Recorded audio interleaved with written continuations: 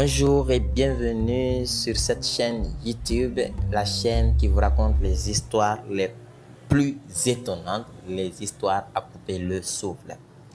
Aujourd'hui, je vais vous raconter une nouvelle histoire, une histoire qui serait très courte mais très instructive. Et c'est une histoire qui est réelle. N'oubliez pas de vous abonner, de liker, de partager cette vidéo pour faire de la communauté une grande communauté. Vous pouvez aussi m'envoyer vos vidéos et vos audios plutôt, vos audios sur WhatsApp à l'anonymat que je vais rénarrer ou republier sur la chaîne YouTube. Donc, aujourd'hui, je vais vous raconter cette histoire. C'était un homme, parce qu'on me dit souvent dans l'histoire auparavant qu'il y a des morts qui ne sont pas vraiment morts dans la sorcellerie. Ça veut dire que quand on tue quelqu'un dans la sorcellerie, il n'est pas mort, son âme ne quitte pas la terre, il va rester et travailler pour ces gens comme esclaves. C'est pourquoi souvent on voit des gens qui ressemblent comme deux gouttes d'eau, or que ces personnes sont déjà mortes.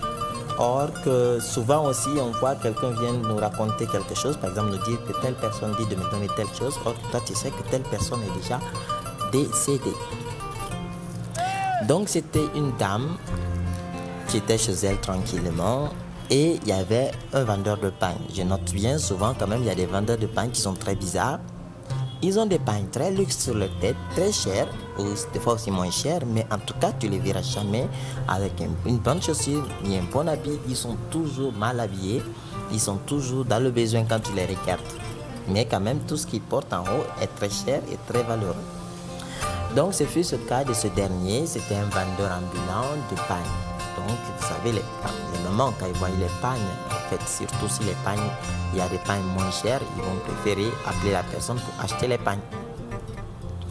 Donc, c'est comme ça, il appelle ce monsieur, il dit hey, « Monsieur, je veux vos pagnes, je veux un pagne. » Donc, le monsieur approche, dépose les pagnes, il dit à la dame de choisir. Donc, la dame cherche, prend dans la pile un pagne.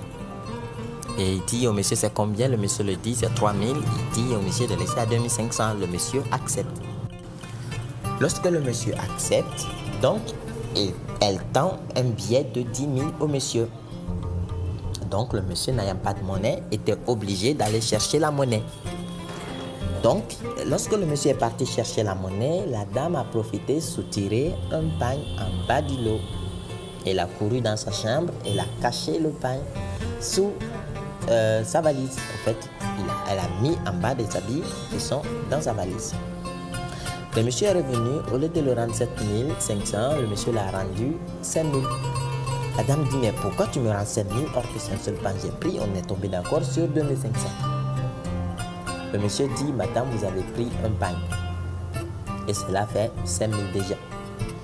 La dame dit que non, qu'elle n'a pas pris et que si le monsieur insiste, il risque d'annuler le marché parce que le monsieur l'accuse. Le monsieur insiste en disant « Madame, rendez le pain, c'est le pain du grand maître, je ne peux pas partir sans le pain. » La dame fait tout pour intimider le monsieur et le monsieur finit par céder et lui donne les 7500. Le monsieur lui dit « Madame, vous aurez dû rendre ce pain parce que vous ne savez pas dans quoi vous vous mettez. » Le monsieur est parti. La dame est rentrée chez elle. La nuit à minuit, tout le monde dormait. Son mari regardait la télé et la dame était couchée dans la chambre. Il y a un monsieur qui vient taper à la porte et son mari vient, ouvre la porte. Son mari dit « Comment puis-je vous aider ?» Il dit que oui, je veux voir votre femme parce que votre femme a pris un pain qu'elle n'a pas payé.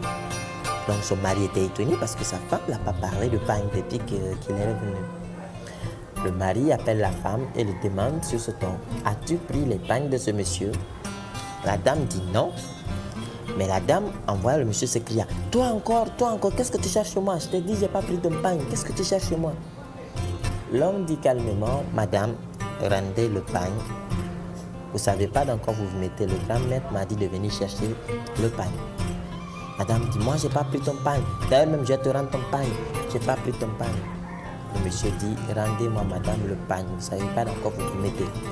Le mari se tourne vers la femme, dit: hey, je sais que tu es comme ça, je sais que tu es capable de faire ça, rends-le son pagne, rends-le. Le temps pour eux de discuter entre eux, le mari se retourne pour voir le monsieur, il trouve que le monsieur est parti, bon, soit disparu ou parti, je sais pas. Donc, le mari dit à la femme: hey, rends le pagne de l'autre. Le mari gronde sa femme très très bien. Donc, la femme boude, la femme s'assoit sur le divan et il boude. Donc, il ne parle pas à son mari. Le mari lui dit: même si tu boudes, je te dirai la vérité. Rends le pagne si c'est toi qui l'as pris. Énervée, elle se lève pour aller se coucher dans la chambre. Mais à sa force surprise, il essaie d'ouvrir la porte ne s'ouvre pas. Il essaie de pousser, la porte ne s'ouvre pas. Il appelle son mari vient, il essaie de pousser tendrement, ça n'ouvre pas. Avec sa force d'homme, il pousse fort et la porte cède un peu, c'est-à-dire un espace juste pour un être de se faufiler. Il se faufile, il voit dans la chambre que la chambre est pleine d'habits, est pleine de pagne plutôt. Il dit à la femme: viens voir ce que je vois. La femme regarde à l'intérieur, voit les piles de pagne empilées, le même modèle qu'elle a volé. La femme commence à courir partout, nue parce qu'elle était déjà couchée. S'il te plaît, tu es où? S'il te plaît, tu es où? Ne me fais pas du mal. S'il te plaît, viens, je te rends ton pain, je te double l'argent. Viens, je t'offre tout, je te donne ton argent. Viens, s'il te plaît. Le mari essayait de courir pour attraper la femme qui partait nue dans la rue. Donc tout le monde l'a vue nue dans la rue, en train de courir et en train de dire: viens, je te rends ton objet, viens, je te rends ton pain, viens, s'il te plaît. Ensuite, on la rattrapa, heureusement qu'on puisse la soigner avant que la démence ne l'atteigne. Donc déjà, vous voyez la morale de l'histoire, et c'est une histoire réelle qui s'est passée. Vu que c'est à l'anonymat, on n'indexe personne. C'est une histoire réelle qui m'a été racontée. Donnez-moi vos avis dans les commentaires. Je serai très ravi de répondre. Et likez, abonnez-vous, donnez-nous des idées. Je prie, soyez très doux dans vos commentaires. On se reprend dans une autre histoire et à très bientôt. Merci.